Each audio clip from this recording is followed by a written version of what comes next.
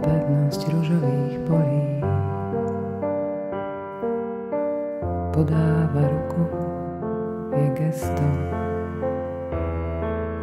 nepokojnej mysle, čo prechádza sa sama veľkomestom.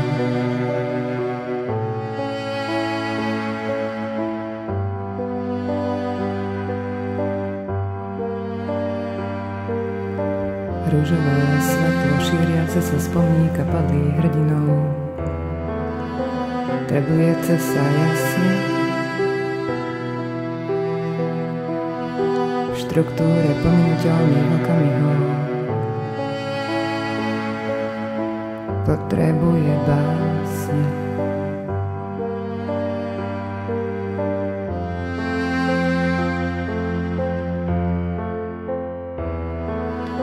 Je to ako piť z posvetného kalicha, keď sa vedomie otvára duši a človeka opúšťa pýcha.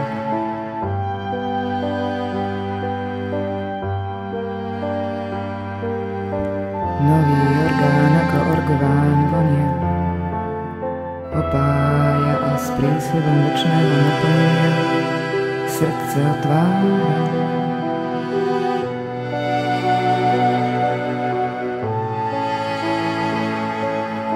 Srdce otvára.